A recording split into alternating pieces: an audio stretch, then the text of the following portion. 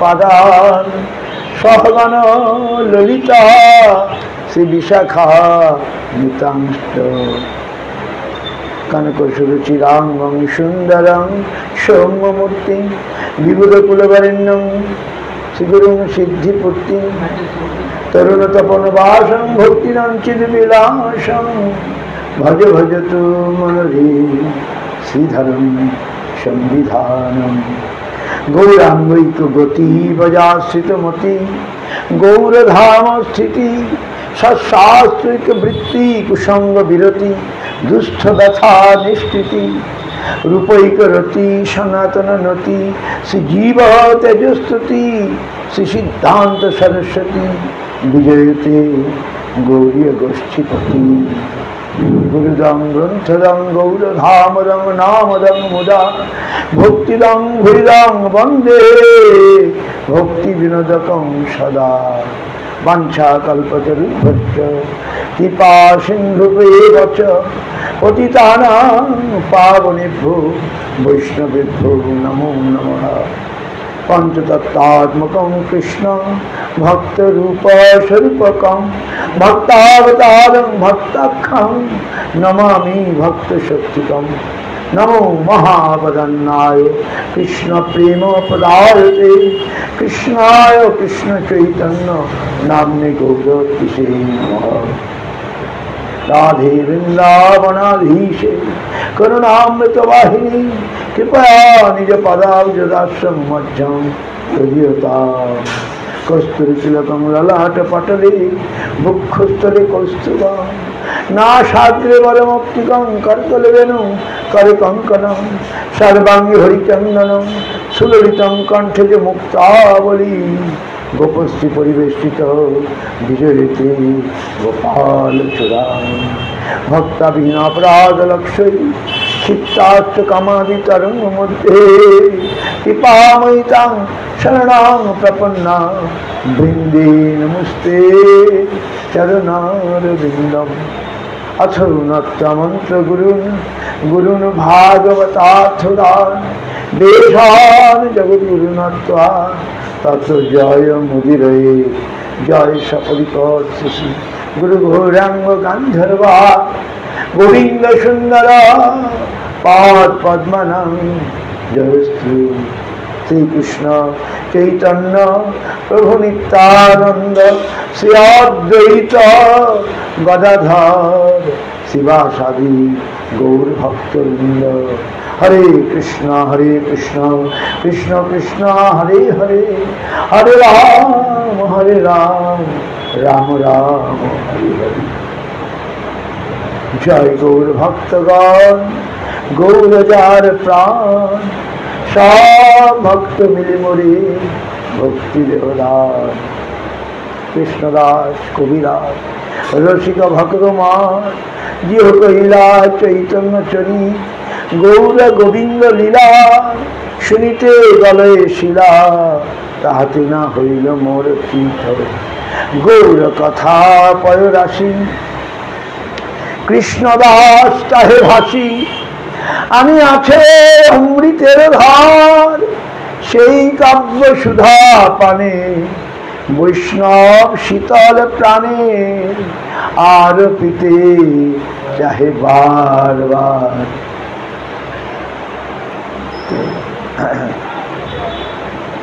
परमारथ गुरुपाद पद्म विष्णुपाद श्री भक्ति रख श्री हरि गोस्वामी गुरु महाराज चरण वंदना अभिन्न गुरुपाद पद्म निकला पुष्ट विष्णुपाद श्री भक्ति लीला तीर्थ गोस्वामी महाराज चरण वंदना करी अभिन्न गुरुपाद पद्म शिक्षा गुरु परम पूज्यपाद श्री भक्ति प्रमोदपुरी गोस्वामी महाराज चरण वंदना करी उपस्थित पूज्यपाद बाबाजी महाराज चरण वंदना समस्त त्रिगंधीपाद वैष्णववृंद भक्तवृंद चरण যথাযথ প্রণতি মহারাজ আমাকে আদেশ করছেন। আসলে আমাদের এখানে আসার উদ্দেশ্যই হচ্ছে আমরা এই সকাল সন্ধ্যায়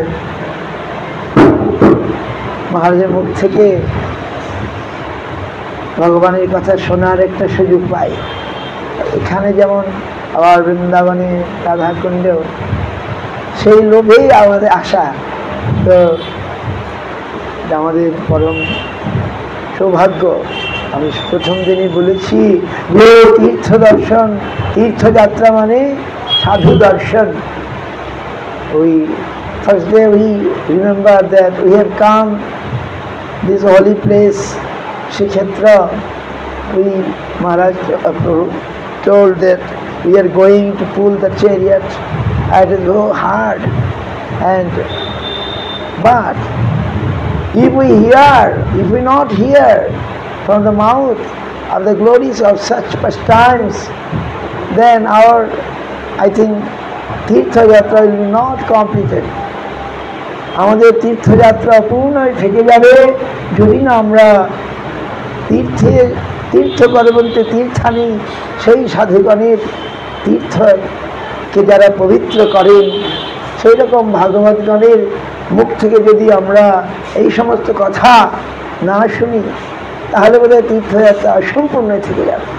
সেই মানুষে সেই লোভে আমরা এই যে কটা দিন এখানে আসার ইচ্ছা করেছি, এবং আজও আমরা দেখলাম মহারাজ পিতা আমাদের শিবা শঙ্কর প্রভু তাদের আয়োজনে এত সুন্দর, এত আমরা এসে তো অনেক ভার বা বোঝা হয়ে পড়েছি, তথাপি মহারাজগণ সেসব ভ্রুক্ষেপ না করে তাদের যে প্রতি বৎসরের মতো এই সাধুগণকে নিমন্ত্রণ করে তাদের মুখ থেকে এই অপূর্ব হরিকথা শোনার সুযোগ করে দিয়েছেন, এটা আমাদের পরম সৌভাগ্য।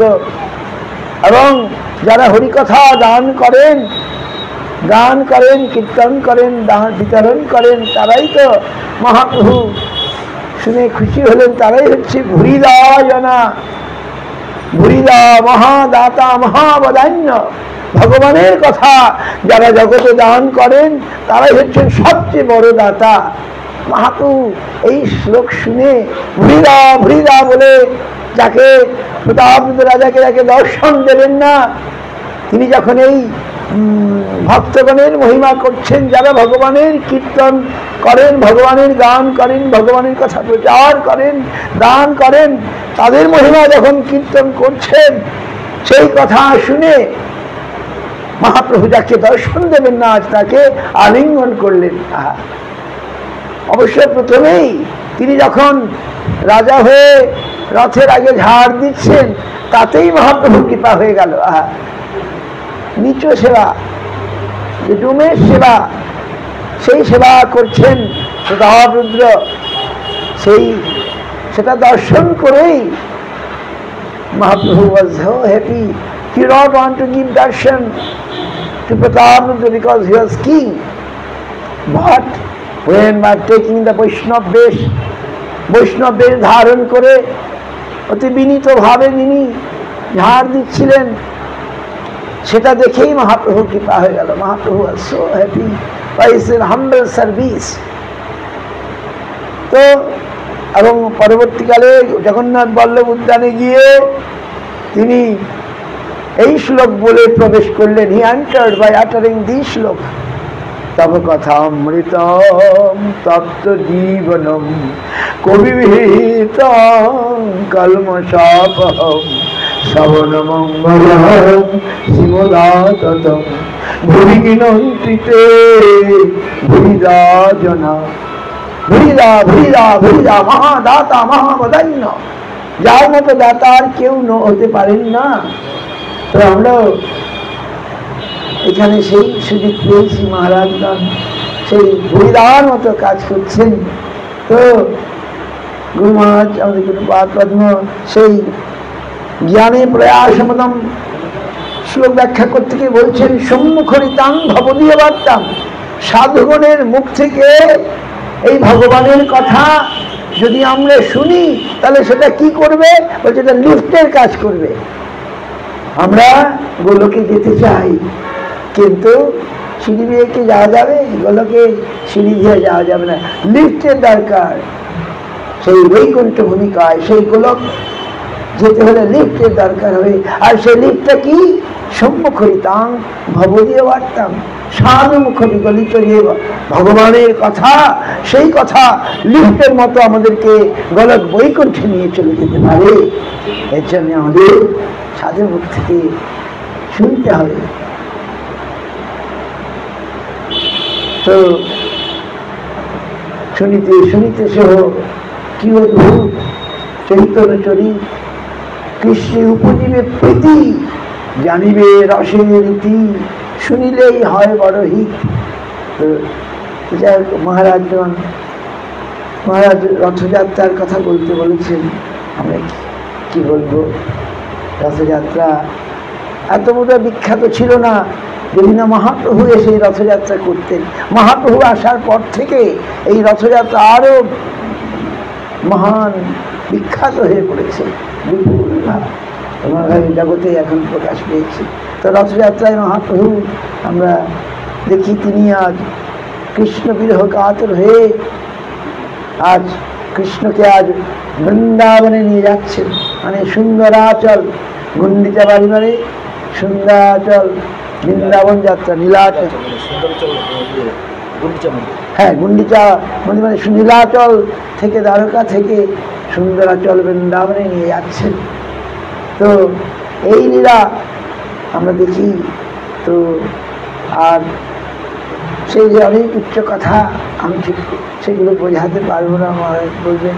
তাই আমি আরও শুনেছি ওই উড়িয়া ভক্তদের, তারা পেয়েছেন যে কৃষ্ণ তিনি দ্বারকায় আছেন, 100 বছর হয়ে গেছে তার বিরহে বৃন্দাবনের রাধারানী প্রায় মৃতপ্রায়, গোপীগণ সেরকম তাদের বিরহ কৃষ্ণ অনুভব করছেন। কিন্তু তিনি তো ইচ্ছা করেই বিরহ দিয়েছেন। কেন?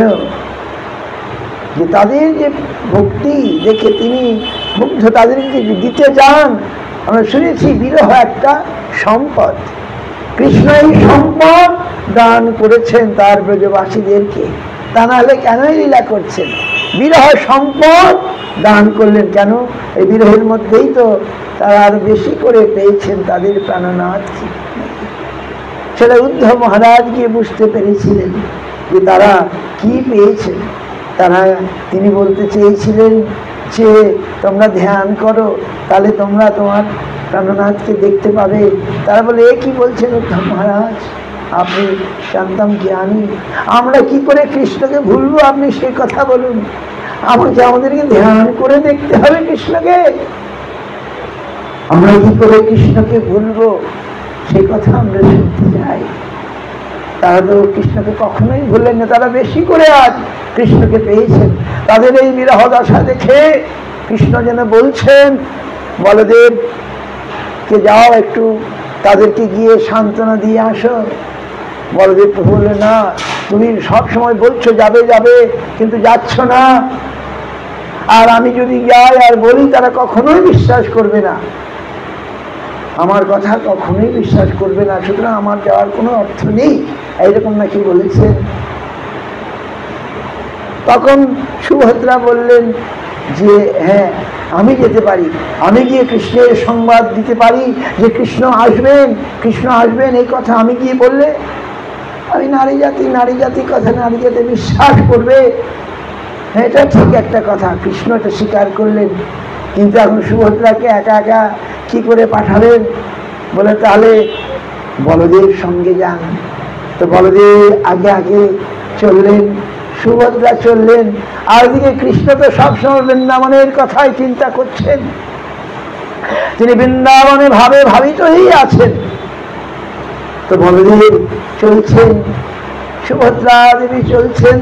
তারা গিয়ে বলবেন যে কৃষ্ণ আসেন, তোমরা সব প্রস্তুত করো, বৃন্দাবনে গিয়ে খবর দেবেন। এই জন্যেই মানুষ তারা এগিয়ে চলেছেন। আর কৃষ্ণ তো তারা যখন চলেছেন, এদিকে কৃষ্ণের মন আর মানছে না। তিনি তার সে বৃন্দাবনের ভক্তগণের কথা মনে করে তিনিও তার রথ চলতে শুরু করেছেন।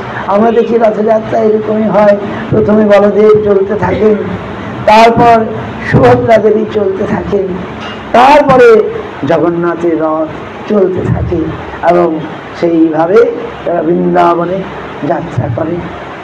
এই কথা পেয়েছেন কোনো প্রিয় ভক্তের। আর আমরা দেখি যে রথযাত্রা প্রসঙ্গে কৃষ্ণদাস কবিরা যেটি বর্ণন করেছেন যে যে সূর্য কুণ্ডে কুরুক্ষেত্রে সূর্যগ্রহণ উপলক্ষে কৃষ্ণ আসবেন, এদিকে নন্দ মহারাজ আদি সকল ব্রজবাসীগণ তারাও আসবেন, গোপীগণ আসবেন, রাধারানী আসবেন, বিভিন্ন সেখানে স্নান করলে মহাপুণ্য হবে। কিন্তু আজ রাধারানীও আসছেন, গোপীগণ আসছেন, আজ কুরুক্ষেত্রে কৃষ্ণকে দর্শন করার জন্য এসেছেন, আর অন্য কিছু নয়। তাদের ইচ্ছা, দীর্ঘদিন কৃষ্ণ দর্শন হয়নি, আমরা কৃষ্ণের দর্শন পাবো, এই মানুষে আসছেন। কিন্তু কৃষ্ণকে আজ দর্শন করতে এসে তারা কৃষ্ণকে দেখে আরো বেশি ব্যথিত হয়ে পড়লেন, দুঃখিত হয়ে পড়লেন। এর জন্য আমরা শুনেছি যে ভক্তিবিনোদ ঠাকুর নাকি বলেছেন যে আমাদের ভজনের রূপাত্মের মুখ থেকে যে সর্বশ্রেষ্ঠ স্থান হচ্ছে কুরুক্ষেত্র। আমরা জানি বৃন্দাবন, বৃন্দাবনের সর্বশ্রেষ্ঠ স্থান, কিন্তু কুরুক্ষেত্র কেন? কুরুক্ষেত্র কি করে সর্বশ্রেষ্ঠ স্থান হয়ে গেল? বলছে না, ওই যে রাধারানী এখন যে এসছেন, অথচ তিনি তার প্রাণনাথকে পেয়েও পাচ্ছেন না। তার এই যে দুঃখের, এই চরম দুঃখ, একটা ব্যথা বেদনায় যদি রাধারানীর কোনো সেবা সেই সময় করা যায়, তাহলে সেটি হচ্ছে সবচেয়ে বেশি বড় সেবা হয়ে যাবে। এই জন্যই কুরুক্ষেত্র ভজনের শ্রেষ্ঠ স্থান ভক্তিবিনোদ ঠাকুর উল্লেখ করেছেন যে রাধারানীর এই সময়ে তিনি আজ পেয়েও কৃষ্ণকে পাচ্ছে না, তার বিরহ যেন আরো বেশি বেড়ে গেছে, এই জন্যে কুরুক্ষেত্র শ্রেষ্ঠ। তো সেখানে অনেক কথা হলো। কৃষ্ণ তখন তাদের কাছে, চৈতন্য চরিতামৃতে বর্ণন করছেন, তাদের কাছে এক বিনয়ভাবে, বিনীতভাবে অনেক কথা বললেন, এবং তার উত্তরে রাধারানীও বললেন যে আমার তো যথেষ্ট নয়, আমার কৃষ্ণ প্রেম বা কৃষ্ণ বিরহ যথেষ্ট হয়নি, যদি হতাম তাহলে আমি এখানে হয়তো বেঁচে থাকতে পারতাম না। এইভাবে তার এই সমস্ত কথা শুনে কৃষ্ণের মন গলে গেল। তিনি কি বললেন? তিনি বললেন, মই ভক্তিহি ভূতানাম অমৃতত্বায় কল্পতে দৃষ্ট যদাসীন মৎস্নেহ ভবতী নাম মদাপন।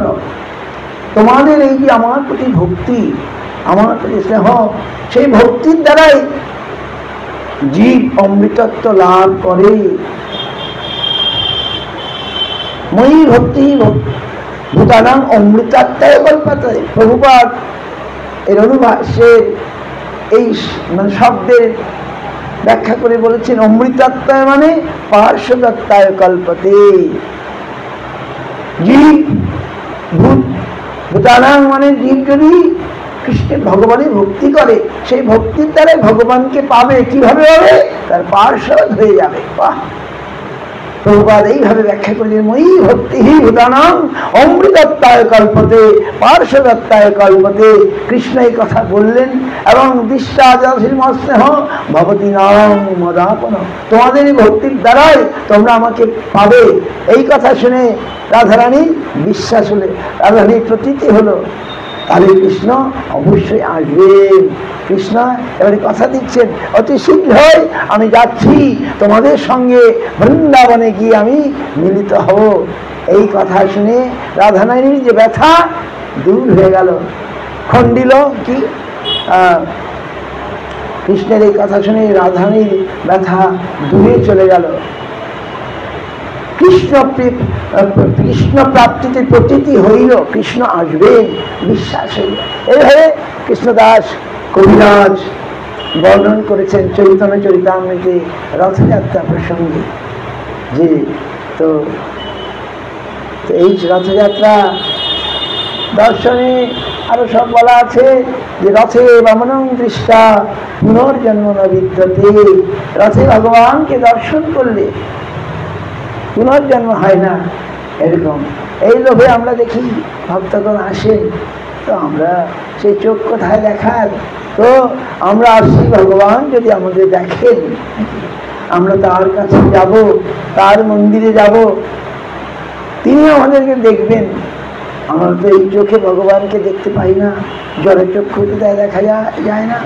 যদি এই গুরুবর্গ তারা আমাদের চোখকে অপারেশন করে দেন, ছানি গুছিয়ে দেন, তাহলে হয়তো আমরা কোনোদিন ভগবানকে দর্শন করে, যদি তিনি কৃপা করেন।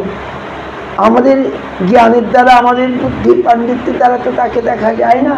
তিনি যখন কৃপা করবেন তবেই তাকে দেখা যায়। আমরা শুনেছি চাঁদ আকাশে আছে কিন্তু মেঘ ঢেকে দিয়েছে। এখন আমরা যদি বলি চাঁদ নেই, সেটা ঠিক হবে না। আমাদের অজ্ঞানতা সেই চাঁদ বা সূর্যকে ঢেকে দিয়েছে, অজ্ঞানতা মেঘ ঢেকে দিয়েছে। যদি মেঘ কেটে যায় আমরা দেখতে পারবো কিভাবে না, সূর্যের আলোকেই সূর্যকে দেখতে পারবো, ভগবানের কৃপালোকে আমরা ভগবানকে দেখতে পাবো। চাঁদের আলোতেই চাঁদকে দেখা যাবে, আমাদের আলো দিয়ে তাকে দেখা যাবে না। আমরা শুনেছি গুরুপাদের মুখে যে একটা লোক অন্ধকার ঘরে জন্মেছিল, সে কখনো সূর্য দেখেনি। তখন সে বলল, তাকে নিয়ে যাওয়া হচ্ছে, চলো তোমাকে সূর্য দেখাবো। সে বললো তাহলে হারিকেনটা নিয়ে যাই। বলে হারিকেন দিয়ে সূর্য দেখা লাগে না, সূর্যের আলোতেই সূর্যকে দেখা যায়। ভগবানের কৃপা লোক, কবে তিনি আমাদের কৃপা করবেন, তবে আমরা তার কৃপাতেই আমরা তাকে দর্শন করতে পারব।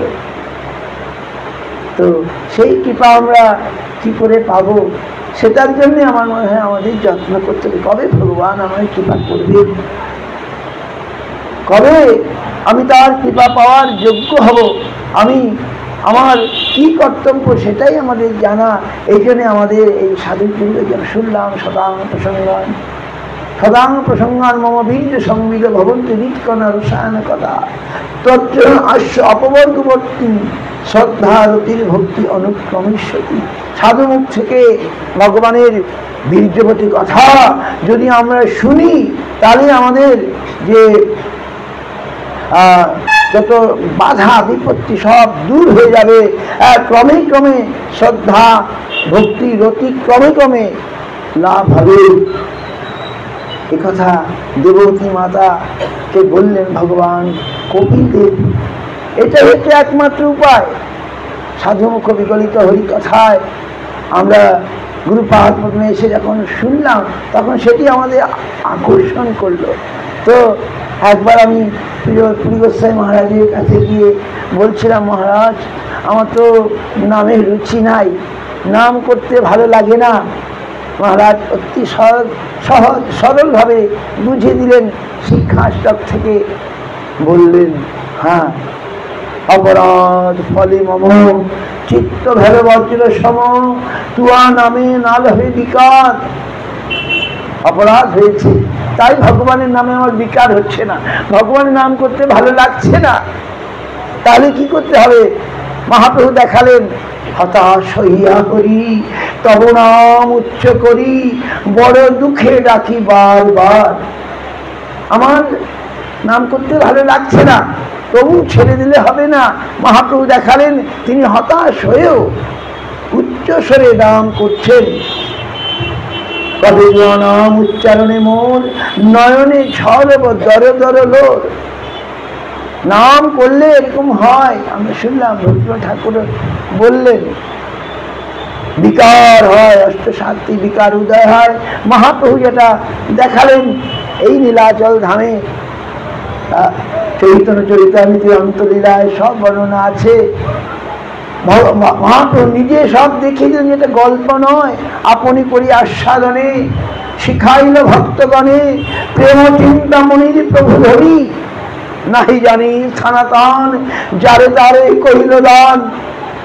মহাপ্রভু দাতা শিরোমণি, এই গুপ্ত ভাব সিন্ধু ব্রহ্মা না পায় এক বিন্দু, হেন ধন বিলাইল সংসারে, নাহি জানি স্থানাস্থান, যারে তারে কইল দান, মহাপ্রভু দাতা শিরোমণি। মহাপ্রভু আমাদের আজ শিক্ষাস্ত্রের মাধ্যমে দেখাচ্ছেন যে আমি হতাশ হয়ে গেছি, হতাশ, কিন্তু তথাপি আমি বড় দুঃখে ডাকি বারবার। তারপরে কি হলো, মহারাজ বোঝালেন, তার গাইতে গাইতে নাম কি দশা হইল, কৃষ্ণ নিত্য দাস মুই হৃদয়ে ছিল। আমি যখন গাইতে থাকলাম, ছেড়ে দিলাম না, ও নামেই হচ্ছে না কিছু, আমি আর নাম করব না, তাহলে তো আমার আর হবে না, কিন্তু যদি আমরা করি তাহলে হবে, সেটি মহারাজ বুঝিয়ে দিলেন। আমাকে গাইতে হবে, ভালো না লাগলে উচ্চস্বরে বড় দুঃখে ডাকি বারবার। গাইতে গাইতে নাম কি দশা হইল, কৃষ্ণ নিত্য দাস মই হৃদয়ে সুরিল। জানিলাম মায়া পাশে এই জড় জগতে, গোবিন্দ বিরহে দুঃখ পাই নানা মতে। এই কথা যখন মহারাজের মুখ থেকে শুনলাম, আমার হৃদয়কে স্পর্শ করল।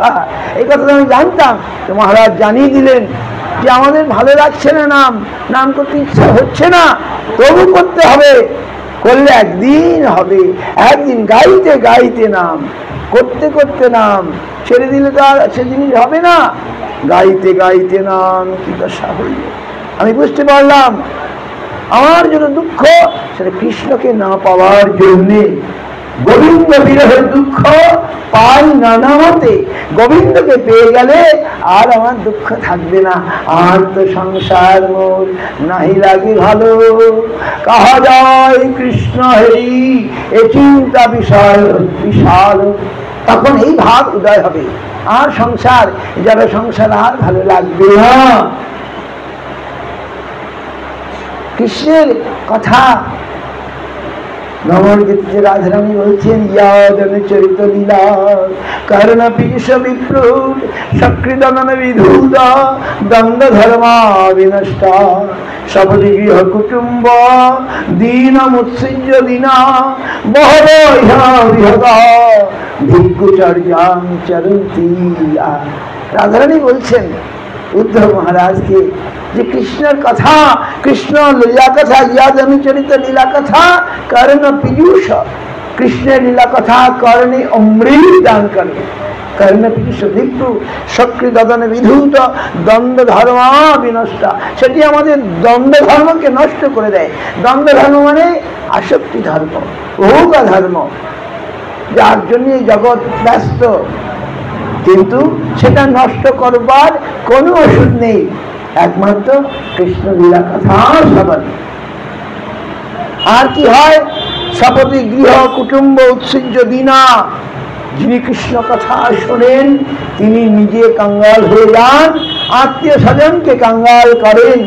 সপতি গৃহ কুটুম্ব উৎসৃজ্য, গৃহ কুটুম্বকে পরিত্যাগ করে দেখুন, নিজে কাঙ্গাল হয়ে আত্মীয় স্বজন কাঙ্গাল করে, বহব ইহ বিহগা, পাখির মতো এক গাছ থেকে অন্য গাছ, তার নির্দিষ্ট কোনো বাসস্থান নেই। ভিক্ষুচর্যাং চরন্তি, তারপরে কিনা দাঁড়ে দাঁড়ে ভিক্ষা করেন। ভিক্ষুচর্যাং চরন্তি, তারা কি তারা ভিক্ষুক? তাদের না, তারা সাধারণ ভিক্ষু নয়, তারা কৃষ্ণ প্রেমের ভিখারী হয়ে যান। তো তারা কি পান না? তারা কৃষ্ণ প্রেম পান। এই হচ্ছে কৃষ্ণ কথা শ্রবণের মহিমা। আমরা যেন এই সুযোগ আমরা পাই, এটাই আমাদের প্রার্থনা। এই বলে আমি শেষ করছি। বাঞ্ছা কল্প কৃপা সিন্ধু পতিতানাং পাবনেভ্যো। মহারাজের কথা শুনলেন, যথাযথ আমার দেখা